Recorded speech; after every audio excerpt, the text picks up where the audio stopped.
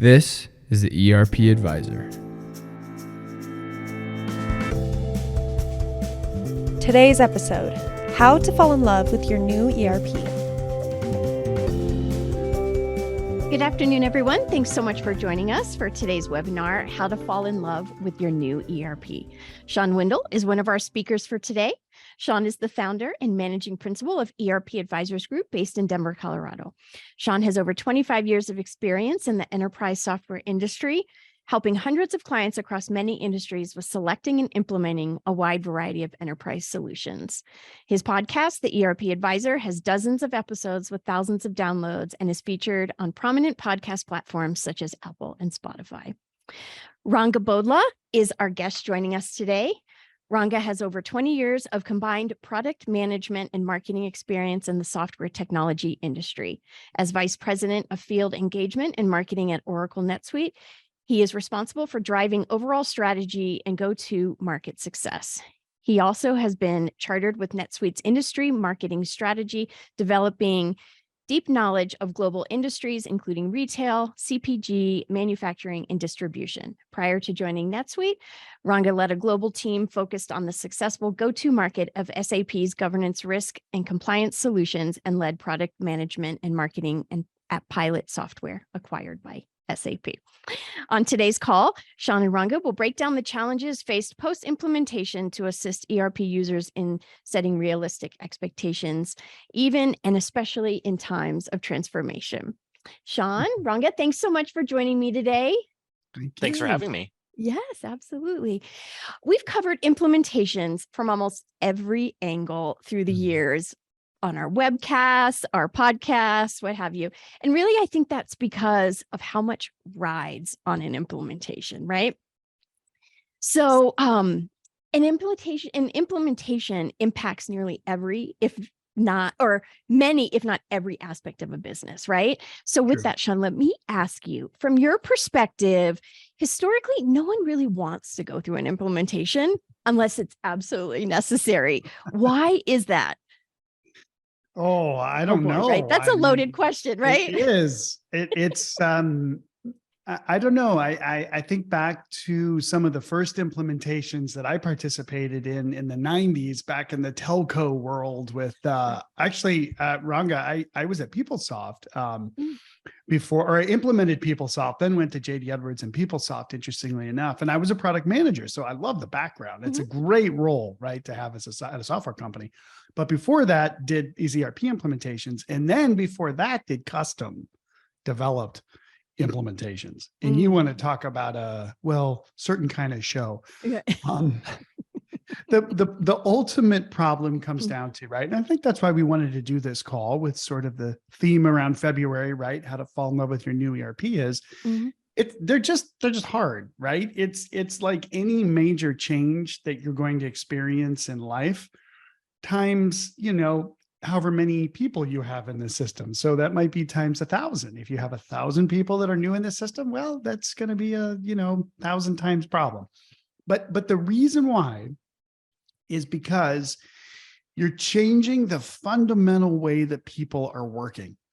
So if you have, like the systems we work with, we do a ton with you guys, Ranga, and when we're implementing NetSuite on the client side, and when we're selecting NetSuite, we're really looking at transformational stuff, right? I hate to use that phrase. It's such a cliche overused, but it really is changing everything that a company or a nonprofit, a government agency is doing for purchasing, all of their revenue cycle, how they do their accounting. Sometimes it's HR payroll. Sometimes it's how people collect time. Sometimes it's how you do inventory or how you do manufacturing. Is really everything: sales, leads, opportunities, contacts. And so it's probably one of the least understood things that I think businesses go through, frankly, because there's been just decades and decades of research on organization change and management, and lots of understanding from a sort of an organizational psychology for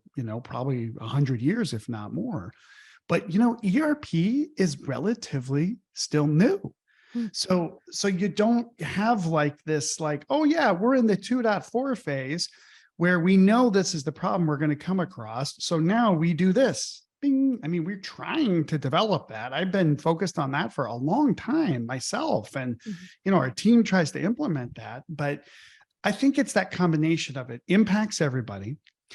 And it's really not that known. And there isn't like the technology defined that says, okay, for this micro vertical business, right? So not just retail, but for, consumer packaged goods or for sporting goods, this is exactly how you do an implementation. I think you guys, Ranga, have done a lot around that for sure.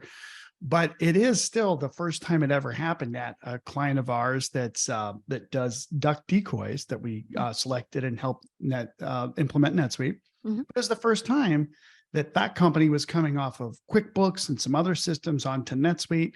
And so it was all new. So, I mean, I just threw out a whole bunch of stuff there, basically like we're all hosed because it's so hard. But I think through this call, we're going to give some good nuggets on things to do for sure, especially after the implementation and how to make sure that you should still be in love with your ERP. Right. I'll just add to what Shawn said. And I think, Julia, what's interesting about an ERP implementation, and Shawn, you said it's can often impact everybody. I think it's also like for the people that are leveraging it, it's not like a sometimes system. It's not like, hey, they go in once a month to go do something. I mean, there might be some people that do that, but like, for the great majority of people, like these are like daily processes that are impacting everything they do. And I always think about, change of any kind is going to be difficult. I think of it like, just take an example of getting a new phone. Like, that this new phone is going to have a better camera, it's going to have more storage, it's going to have, better connectivity, all these things. But now I've got to spend all this time. Oh, well, how do I do this? I used to be able to do it this way. It was so easy. So even though that the end result is going to be better, like it's going to take you some time to get there.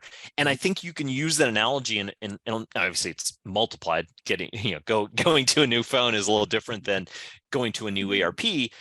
But I think that the analogy works just in general. Like you can use it, a new car, a new house, a new, any of those things, anything that's impacting you. It's something that you're leveraging every day in your job or your daily life. It's going to be, the end result, hopefully is going to be better. And when you get to that other side, you're going to be like, wow, there's stuff here I can do now that I wasn't ever able to do before. But man, that first like chunk of time, it's going to be, if anyone tells you it's smooth, you got nothing to worry about, they're lying to you. Now, that's not to say that that's not saying you shouldn't go do that. I think that's definitely not what I'm saying. But I think if someone's just telling you, oh yeah, you know what, ERP is a slam dunk, you're like, you might want to test that hypothesis and really ask them about that. I think, and we'll talk more about that, I think, but I think it is an important one, is that, anything you're using for everything that you're, for a big chunk of what you do in your organization. Yeah, it's going to, if you're used to doing it one way and now you're going to, it's going to change, like, cause you're not just going from, from a Honeycrisp apple to a Granny Smith. Like it's definitely different. Right. Well, it's like with anything, well worth it in the end, but it's not without its growing pains or pain points, right? Right. Yes. Yep. Yes. So Ranga, with that, let me ask you, before a client confronts their ERP implementation, what can they do to set themselves up for success? Is there something that they should be asking of their vendors to help alleviate their concerns and help maybe alleviate some of their fears too?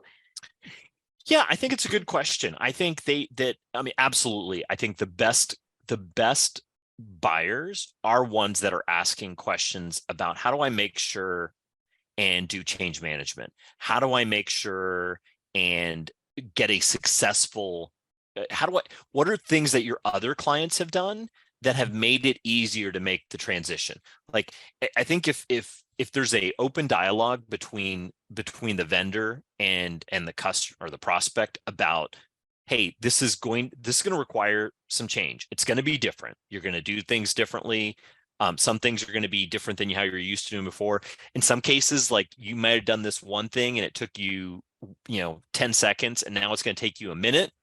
But that minute, by the way, is gonna save you 10 hours later down the line. Mhm. I think those are the types of conversations you want to have, and I think it's definitely, I think those are good questions that a prospect can absolutely ask of their vendor, and they should ask of their clients, because what if they're not, if they don't ask it up front, then there's something you can ask later. But I think it's important is just a good vendor. I know we consider ourselves a good vendor, Mhm. but I mean, we want to have that conversation because we have 33,000 clients, and if I told you every single one of them had a perfect implementation, you guys would you guys would tell me that I'm lying, and you'd be right, because not everyone, no one has a perfect implementation. That's right. Everything's, there are always problems and things that happen.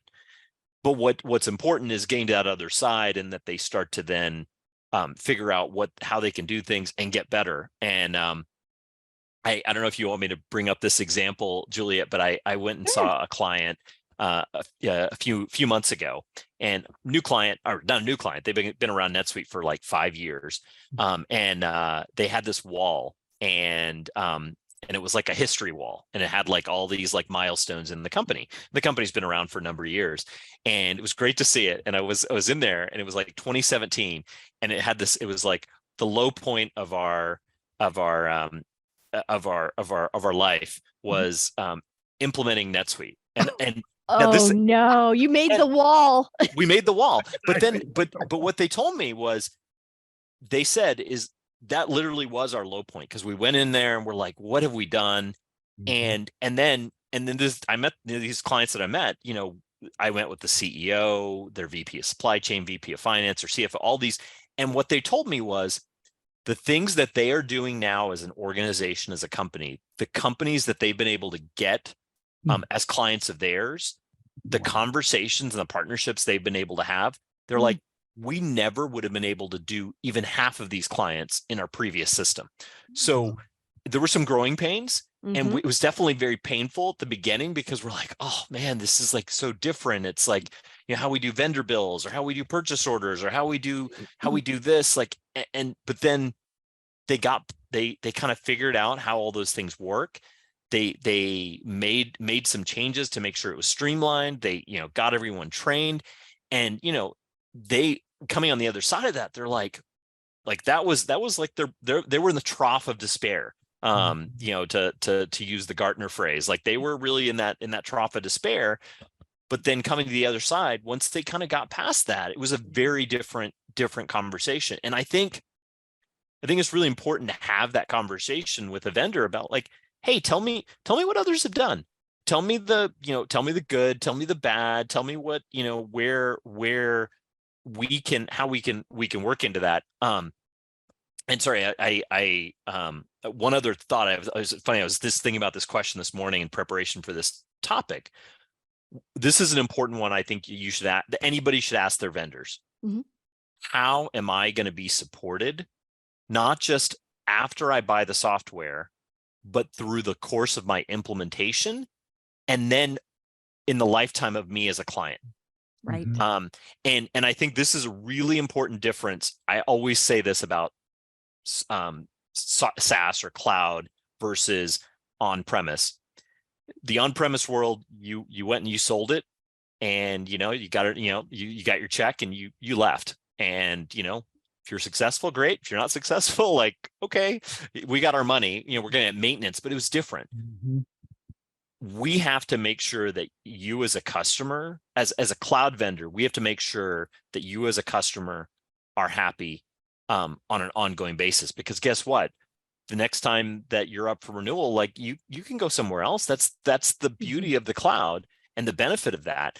But I think that you have to ask, you should be asking the question, how am I going to be supported? Like, am I going to have an account manager? Am I going to have somebody I can call And like, is that somebody going to be there on, ongoing, as opposed to just like they're going to come only during the renewal?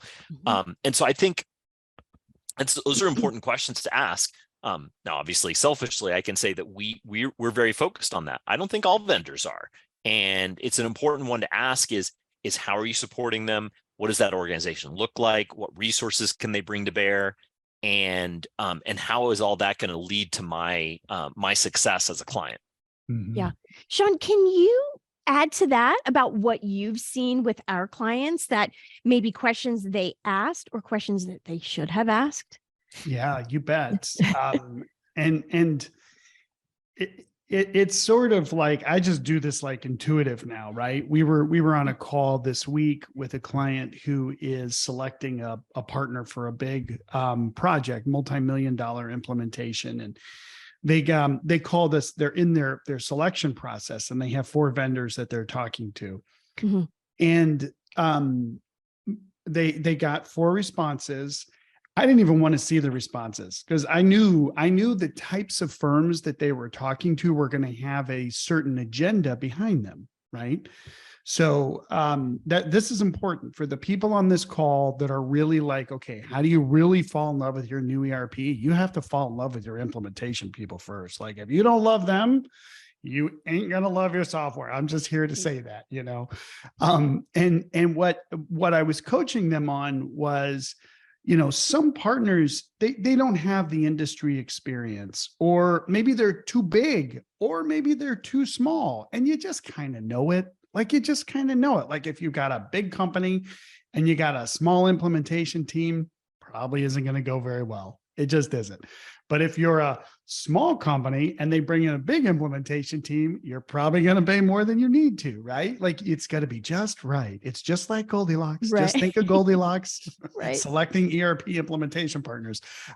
Maybe we need to write that book, Juliet. We'll see. Right. We'll add that to the list. Exactly. So there's sort of these obvious questions that you have to ask for sure, right? And then I love what Ranga is saying, because what we do is we just listen to the response.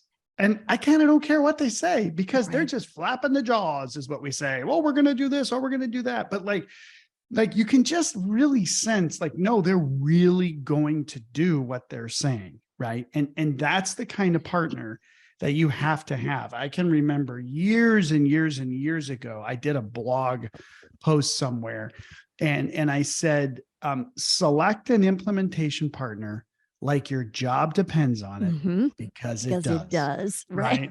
And I think exactly like what Ranga is saying here is that you need a vendor. We call them implementation partner. That could be like NetSuite PS. It could be a different, whatever kind of partner. They're all kind of ISVs or EIAOs, whatever all the vendors call them. But the key thing is that you really have to trust these guys.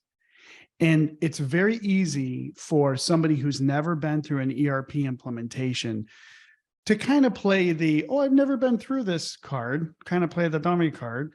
And it's like, you don't get to do that. I mean, if you're going to select a software, like, you have to like open your eyes and just think, how am I really going to do business with these people? And frankly, some people that make these decisions too, on behalf of a corporation, again, a public entity or whatever, they might be thinking short term. They might be thinking about the offer that they're going to take with a competitor that's 2 times more or whatever. But you need that person or the group of people that are really vested in the decision. And if they're vested and they're sane enough to see if somebody's lying to them or not, and that it all makes sense, they'll be fine. I mean, it's really true. Like, sure, we love to help clients, but there's often many times with folks that we're like, no, like, here's just what you need to do. Just you go talk to these people, see who you feel understands your business more, who you trust, who has the right technology background that you're looking for, that has some good referrals that they're willing to give you, references, right? And then ultimately that you really want to do business with. And in an instant, you can almost make those decisions, right? And it's usually that snap judgment of the person that you really have to rely on. And enterprise sales for software, It's tricky. There are great salespeople out there, but I think most people can kind of spot those that are just selling something they don't feel good about, because that's what you really want to look out for. Like if you get that Right. feeling in your gut, like, whoa, this gal is saying something that just doesn't seem true. And then it's totally fine. Right. Totally fine for you to say, look, I'm about to bet my job on you. Can you really do this? Really, no kidding. Look them in the Zoom eye, right? And watch how they respond. Because I think 97%, of all the people out there in enterprise software are really, really good people. There's a small portion you got to look out for, and you'll know it. But the rest of them, the really good vendors are the ones we can go to and they say, oh man, that's a big deal. That's a great deal. But we just don't know that vertical that well, right? That's the kind of partner we're looking for. You can only hope for that honesty, right? I know. Yes. But remember, Juliet, we're not talking about dating. Yeah. This has nothing to do with falling in love with a significant other who's like, sure, I could do that. Right. It's also a small world. And I will tell you this, right? That if anybody does these calls and they talk to a vendor and it doesn't go well, like they're on this call right now, or they're listening to this later on their treadmill or whatever, and it doesn't go with the vendor well, please call us so that we can make sure we don't do business with that implementation partner, right? Because frankly, I mean, we really are trying to keep the ethics in an industry that's very, very, very hard to do that because implementations are so complex. So tell us if they do something wrong and we'll take care of it. Okay, so finding the right implementation partner, and then Ranga, as you said, asking the right questions, especially about how to be supported. How can a buyer encourage open lines of communication? Like, is there something that you have seen, Ranga, that a client can ask or maybe even demand? Like you talked about having someone that they could reach out to, a point of contact, but how do they keep that line of communication open and encourage it? Because it's going to benefit both sides, right? And do you mean just in general, or do you mean during the sales cycle, or? Well, I think through the sales, but then it can be through the implementation phase too, right? I mean, there has to be an open line of communication, especially if there's a problem, right? When someone's not feeling comfortable. How have you handled that, or what have you seen? Yeah, I think, I echo what Shawn said. I think that's a valuable comment, which is, look, I'm making a big decision. I'm making a job governing decision here. And so I need you to really be honest with me. Like, is this really the right thing for me or for my organization? And if it's, you're either sure, you're like, no, or if it's somewhere in the middle. And even if it's somewhere in the middle, like, just, ask them to tell you that, so that you can make that assessment. You gotta, you're making an assessment risk based on what they're sharing. I think being honest about that, I think is useful, because it's, it doesn't do anybody any, it doesn't help anybody if they're, not being honest about their perspective here. I think the second thing is, I think always talking to your peers. I see that so much, the peer network. So as an example, we belong to the CFO Leadership Council, where we've got 30 chapters that we're sponsors of. Jack McCullough is the head of that organization. Not everyone in CFO Leadership Council runs NetSuite. They have NetSuite customers. They have other ERPs in their community, but they're a good community where someone's like, hey, I'm thinking about implementing a new system, and they can go to their peers and ask them. I think, as a independent folks, I don't mean independent like yourselves, where you're helping them, guide them through the evaluation, but there are lots of groups out there that, hey, give me your feedback. And, I sort of think of it, I think of it like Yelp reviews. You gotta, your mileage may vary. You gotta really listen to what they're saying and take it as one input. It definitely can't be the only input, because you're going to hear, the people that had issues are going to be very vocal. The people that are great are be very vocal. You're not going to hear the in the middle. And then I think the the third thing, which I think is also important in that peer group and association front, is other people in your industry that have done other things. For sure. I think one point I do want to come back to is something that you brought up at the beginning, which and Shawn's right. It does feel a little cliche sometimes. Transformation feels like we're over talking about it. But here's the thing. There are a lot of folks out there that have been on the same system for 20 years, or that are older than their kids, that are older than some of the BDRs we have out there. They're making a big decision. And I think the question that those folks can ask is, can you show me examples of people that have made this transition and how they successfully did it? Because we're coming off of a 20-year-old system. Like, how, making that change is going to be different. I got people that in my organization that they're not even necessarily using computers today. So how do you help me with that? How do you make sure and bring that across? We had a customer the other day on social. They celebrated their go live. They celebrated their go live, and they celebrated it with a funeral for their previous system. Oh, and that's they had funny.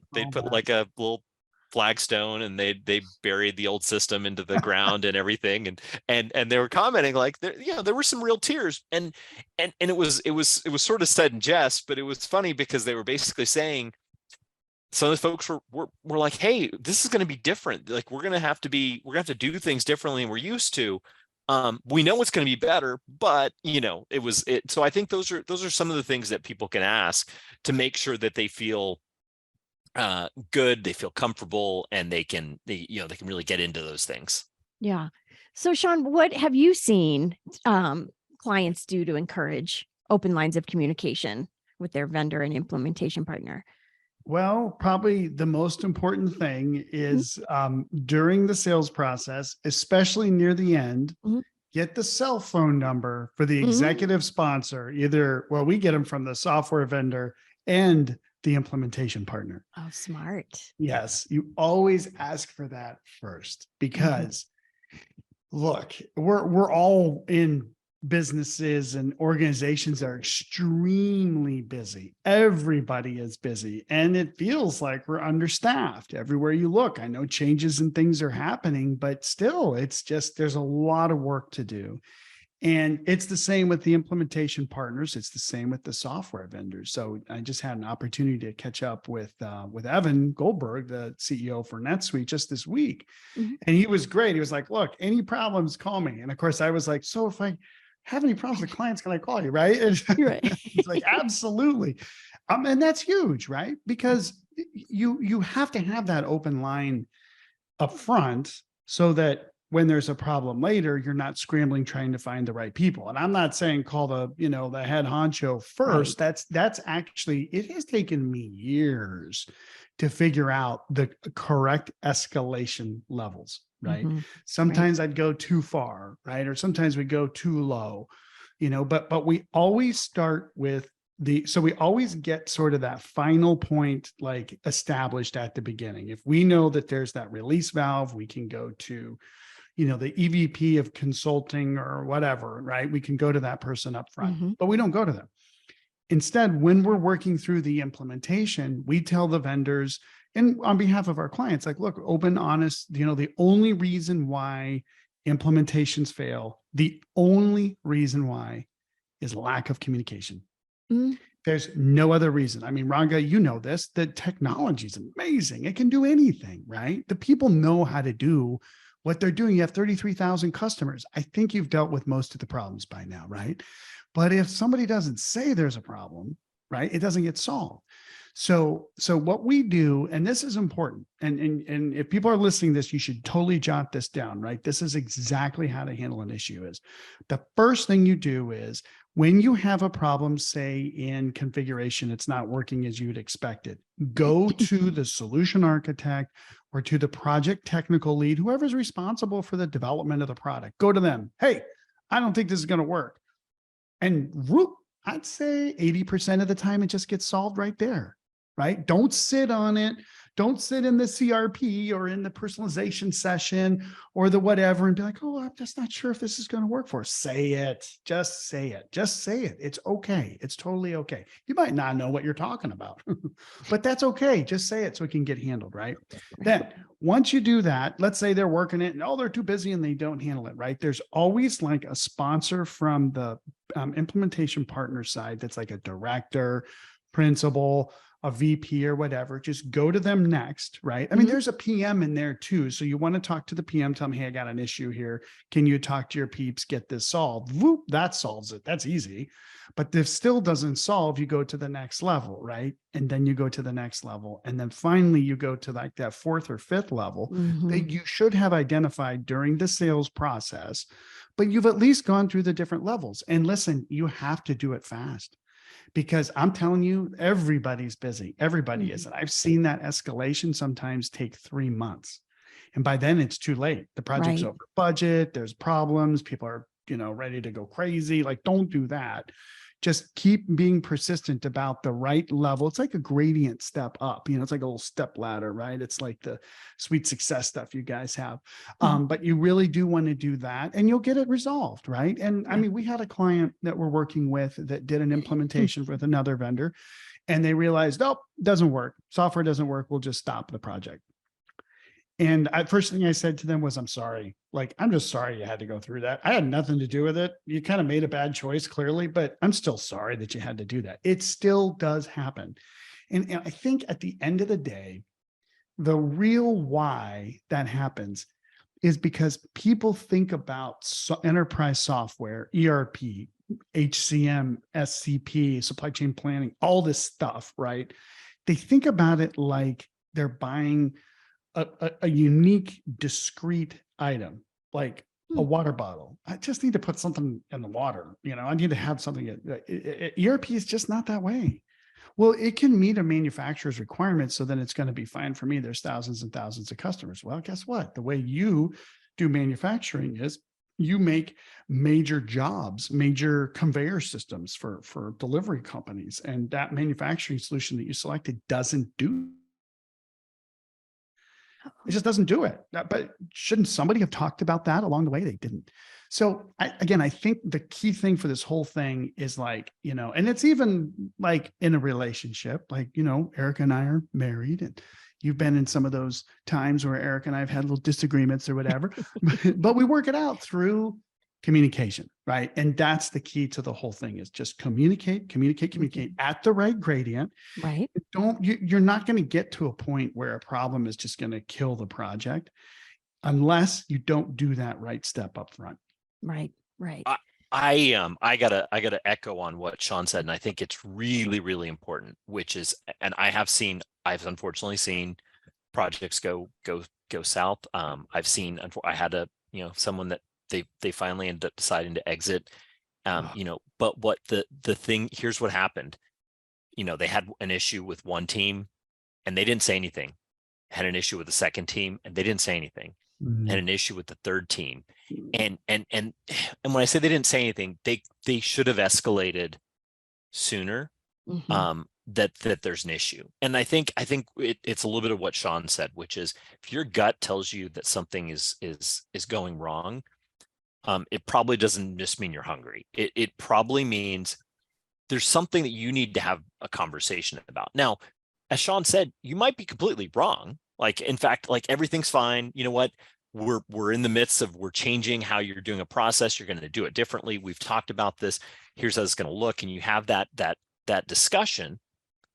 But if you, at least by having that conversation, then you're like, oh, okay. I feel good. We can keep moving forward. Or, oh, wait, hold on, time out. This doesn't feel right. I had a conversation a couple of weeks ago. It actually came to me from somebody else, that's outside, third party, said, hey, do you mind? I wanted to say, this guy reached out to me. He's having trouble. He said, something doesn't feel right. Can I point him at you? I said, sure. So we had the conversation, and it was funny. That first conversation, I just let him talk, and he was telling me what was going on. And I was like, yeah, you know what? That doesn't sound right at all. that sounds like, and we looked at it, turned out they had the wrong kind of resources on that were the wrong industry. They had classified them the wrong way, and they put the wrong team on it. And there's, and I'd love to tell you that everything's fixed. Right. I'm not sure yet. Like they're in that process, but at least now we've stopped. They've taken a step back, and they're now having the conversation, like, how do we get this thing back on track? And this particular person said, he's like, I feel like we've absolutely made the right product decision. I just feel like the implementation's gone south. And, in talking to him, I was like, yeah, honestly, I think based on what you've described, I would agree with you. But I appreciate that he took a step back, and he's like, you know what, we've got to take a step back, and we might have to go and bring in new resources. We might have to take, but at least, like, he didn't, rather than just keep going and keep feeling like, oh man, this doesn't feel right. Is this really the right thing? Just say something. And like, you know what, again, they might come back to you and say, we got you. Here, they can give you the right reassurances. They can walk you through why it's the right decision. And then if you're still like, ooh, I don't know, well, that, that's a conversation, but you got to have that conversation. I think that's the thing. I think it's probably the hardest thing is if you're not telling them that something's going wrong, they can't figure it out. Now, to come back to what Shawn said, it is a little like dating. Like, it is like dating. If you just told, you just send somebody a breakup message on text, and you don't give them an explanation. I mean, that's no one wants that. Right. If you at least give them like, I really hate how you leave your mouth open when you chew salad. Like, I don't know. I was thinking some absurd example. That was politically correct. No problem. Yeah. Well, you can't fix something unless you know, right? That's it. Yeah. Yeah. I think I will say this too, right? These are our calls. You guys are actually the first vendor that we've actually had on the ERP Advisor, which is cool. We do a lot of business with you guys. We do a lot of business with everybody. No fees, no cuts, blah, blah, blah, all the usual stuff. But I will say this. Every time we've had a problem on a NetSuite deal, which isn't every project, thankfully, we have enough, you guys are there. And that is all I could ask for as the guy who gets like pushed up against the wall when the client's like, why did you make us select this software and da-da-da-da-da? I feel like there's resources. And that's another key thing here, Juliet, that when people are selecting software, like, you gotta make sure that there's a lot of people that know the product that you're working on. Because if you do go with a vendor that maybe has just a few, implementation partners, or the professional services team is small and there's a problem, there's no place else to go. No problem if it's like a, total standard implementation. They've done it a million times or whatever. But, from where Juliet is in Denver, she can throw a rock and hit somebody who knows NetSuite, right? And that's huge, because things do happen. And, we always kind of say you always want to be the second implementation partner on a deal, because they always hate the first one because the client doesn't know what they're doing and they blame everything on the implementation partner. I'm just going to say it. Oh, they did this, they did that. I'm like, okay. And then I have to sort of say, fine, you're going to look like an idiot if you try to bring that first one back. So let's just go with somebody else, right? Right. and then, for the first one, maybe we bring them into another deal later as the second one, so that they're the good cop. It's just it's a funny dynamic that there's so little understanding about ERP. And when there are these problems, you got to turn to people that you can trust. I mean, we talk about that all the time. That's right. That's right. Well, let me ask you this. There are so many businesses that are unhappy post go live, regardless of an implementation partner or communication or what have you. Like, why do we see that? Like, from both of your perspectives, can you share a little bit about that? Yeah, I mean, I do think there's and this is, and this, I have seen this happen, unfortunately, too, which is sometimes when we're in this midst of trying to make sure that we're bringing the cost down as low as possible, one of the things that in the past I've seen that gets cut is the amount of resources or dollars spent on change management, on training, on those types of things. And that's one of the things that we see, that if you don't, it becomes a little bit of those softer things. If you cut those softer things, then I think we tend to see a lot of unhappiness. It's one of the things that we actually make it a requirement. We actually have it as part of our standard in the as part of our Suite Success editions. We actually have some of the training and some of the implementation parts, and in there it's not an option. You got to have it, and we do that on purpose, because what we've seen is you don't have that, it can definitely impact whether or not you're successful and happy. And so I think that is sometimes one of the reasons that we see some of those go south, or just not enough resources. The other one I'll also add, and I think this is important too, is any implementation is going to require some time. And so if you as an organization are not making sure you put the right time and effort into, this isn't like going to the App Store and downloading a piece of software. It does require some effort and really thinking about, how does this impact my business? How does, and I'm not saying you have to have it be your full-time job, but you do have to have some investment, and that skin in the game, particularly during the implementation, is going to pay off, as you go forward. Yeah. Shawn, can you add anything that you've seen? Yeah, well, I'm thinking about one of our clients that went live in December, actually with NetSuite. Mm-hmm. And we did you are also going to do kind of a project recommendation, sort of a testimony, client testimony. And I think they're going to say, right? There's, but here's the thing. Right. I know poor Juliet, she has to take those calls, Ranga. I'm always like, I'm so sorry. It's not going to go very well. Or yes, it's going to go great. Like, we got to do them. We got to do it. It's good. You got to do them. It's good. Good feedback. But, yes. But what I know was they're on a software solution, 20 plus years. It's going away. It's being sunsetted. And they had so much manual work in their business that they probably, for a mid-size organization, they probably would have had to eliminate people eventually, because they had so much overhead to run the business, right? But now with the new software, they don't let those people go. They know the organization, right? You can actually maintain this growth level that they're doing with the existing amount of people. And I know that's going to happen for them. Unequivocally, it will happen for them. The system was an inhibitor for growth for them. We told them that. We showed them the cost benefit analysis. We stayed on budget, which is a miracle, right? We were just about on time. And I still think they're going to go, And that's because their end users are very, very vocal.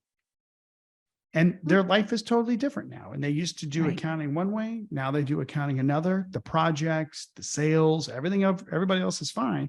But the accounting team's like, you just completely moved my cheese here, and I really don't like it.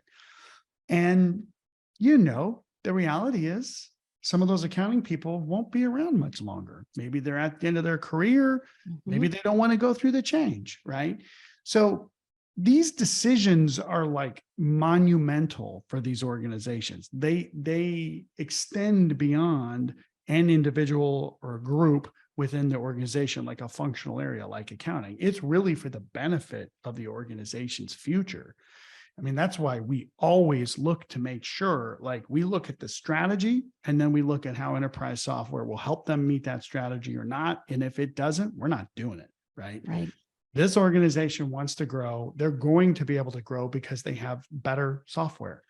And the people that don't support that probably just aren't going to make it. So it really does require, right, the word I would use, this is a strange word, but go with me for a minute. It means pan-determined, meaning you have to look across the whole organization, and you have to say, with this view, it's not just about me, or it's not just about my department, but it's about the company or the organization, and it's about the future, right?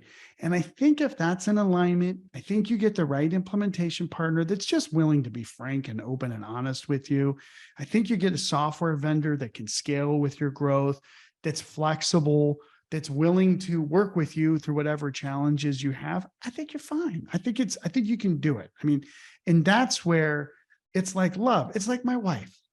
My wife would probably tell you that she wasn't so sure about me when she met me. I know she wasn't, right? Fortunately, I took her to play tennis. We went to Whole Foods and she was like, oh, this guy is great, right? She didn't know about my other things, ex-wife, or whatever else was going on, but we worked through it over time. Exact same thing with your ERP. Right. Like we said before, well worth it in the end, right? Along with some growing pains. That's definitely. right. So Ranga, you briefly touched on or talked about a company that needed to take a step back and look at their implementation if they wanted to continue. From your experience, like if a business is in the middle of an implementation and the project is headed in the wrong direction, like should they abort project? Like what should they do? How should they handle that? And should they pull the plug in the end? What are your thoughts on that? I think it comes back to that question again of communication. I think, and really, and being upfront, like, I think it is a balance, right? I think, as Shawn said, like, it doesn't mean like, oh, you know what, we missed this milestone, I'm going to escalate it to, the executive vice president over to Oracle, like that, that doesn't make sense. But, I think asking questions as you go, like, hey, it feels like we're off track here, or it doesn't feel like this is right. I think the more you're asking those questions and having that communication, having those open lines of communication is really important, because I think if you're not getting the answers you want, that's when I think you figure out, hey, how can I escalate? How can I escalate to this person's boss, or my account manager, or my account manager's boss? Like, I think it's important to understand where your escalation paths are, and be able to have those questions. And I think more often than not, what we see when someone comes to us and they say like, hey, it doesn't feel like, we have the conversation. More often than not, when we see them go south, it's that we didn't even know about it. Like, I didn't know. I had no idea this has been going on for 3 months. Why didn't you say something 3 months ago? I don't know. I didn't feel like it was a big enough issue, and I didn't want to, raise a stink. It's like, hey, this is a system that's going to run your business. If you feel like you're not sure how this is going to fit, you should ask those questions. It's okay. It's okay. I mean, it's that there are no stupid questions. Like, I think it's important to be able to say, hey, I have more questions. I feel good that we bought the right system, but I'm having all these questions. What, can you help me? And sometimes it's just having those conversations and being able to have that. Sometimes just to pick up the phone. Sometimes you might be able to even talking to other people. Like, even post implementation, references are okay too. Because you might be going through you may have bought a piece of software, you may have done a reference call, and then you're going through and you're 3 months in and you're like, you know what, something doesn't feel quite right. Can I, is it possible for me to get connected with somebody that looks like this, has done this or whatever? And a good company will say, yeah, sure, we're happy to connect you with Bob over here. And Bob's done this. And what Bob can tell you is, Bob went through this 2 years ago. He had the same set of issues, and Bob's going to tell you, go, make sure you go and ask for this. And you can absolutely ask that. You're spending. This isn't something you're putting on your credit card. This isn't, just a simple purchase. This is a big purchase. You should feel comfortable to say, like, you know what, I have more questions. I want to ask, and that's okay. Yeah.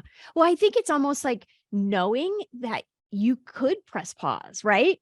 And take the time and the space to regroup and reevaluate, as opposed to just honestly pulling the plug and throwing in the towel and being done. Like, I selected the wrong thing and I hate my implementation partner, like all of that, right? Like, you could just honestly take the time, step back and regroup. Shawn, You can. The only one caution or one Yeah. caveat I'll give is Yeah. I think as a company, you also have to be flexible that like if you've got this date, you're like, you'd set an April go that's live. true.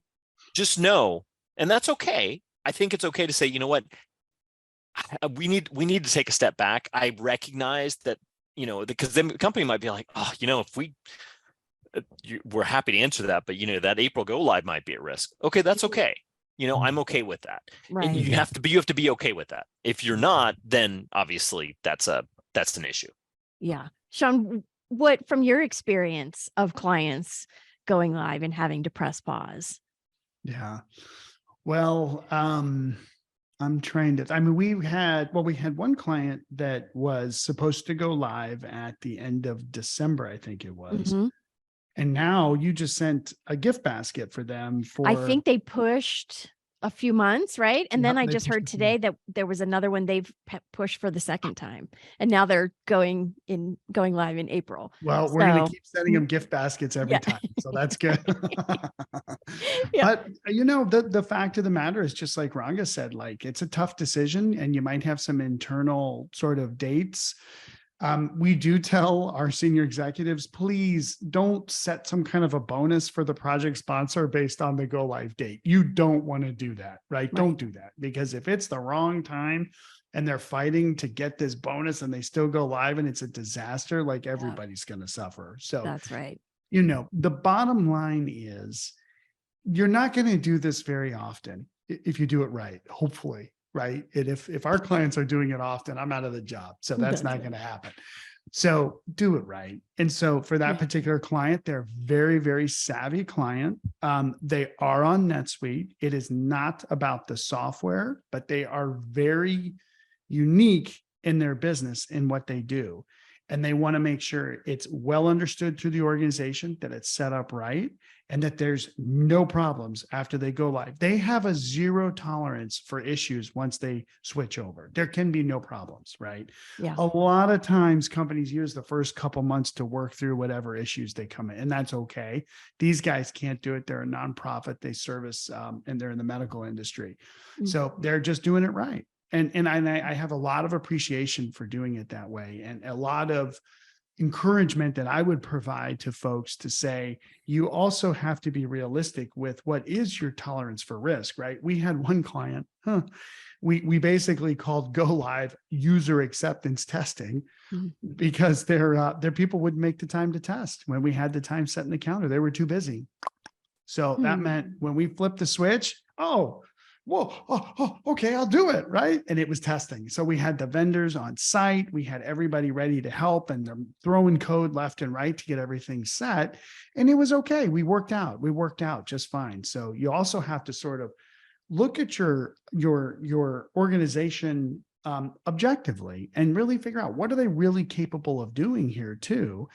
And, that's where I think a lot of the I would say, uncertainties, the confusion start to fall out when you're like, oh yeah, manufacturing, we're getting an MES and we're going to do MRP, and they are the busiest they've ever been. And we're about to go live with the software. Did they really test? I mean, they said they did. We track it, of course, but sometimes clients don't even track it. They just rely on folks to say yes.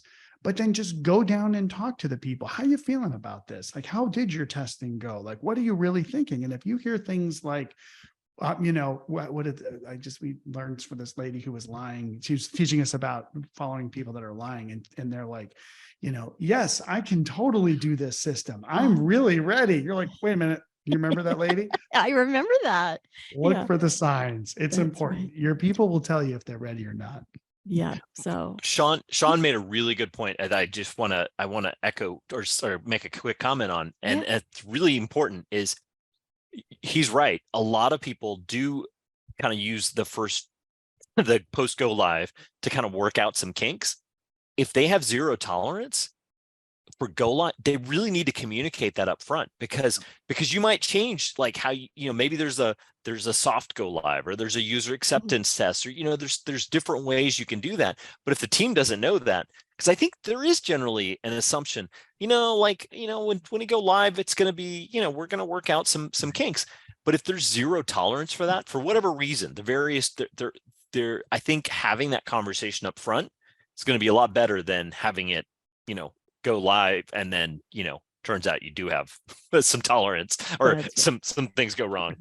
That's right. That's right. Oh my gosh. Well, we could keep talking about this because it is a big commitment going through an implementation. So maybe we'll pick this up another time for sure. But Ranga, thanks so much for being our guest today. And thanks to both you and Shawn for sharing all your experience and expertise. I appreciate it. I appreciate the opportunity. Thank you. Yes. Yep. Thanks, absolutely. Ranga, for coming in. Yeah. Thank you, Juliet. Yep. Thank you. And thank all of you for joining us for today's webinar. Please let us know if you have any questions. We're happy to help in any way we can. We can get you in touch with Shawn, myself, Ranga. Just let us know. Be sure to join us for our next vendor collaboration webinar scheduled for Thursday, March 9th.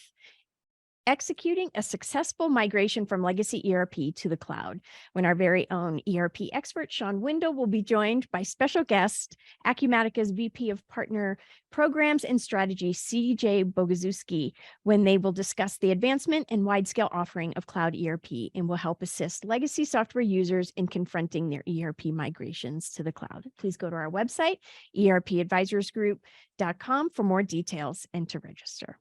ERP Advisors Group is one of the country's top independent enterprise software advisory firms.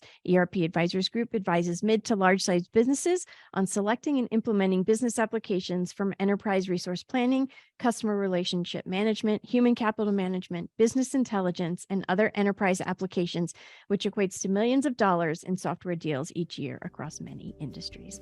This has been the ERP Advisor. Thank you again for joining us.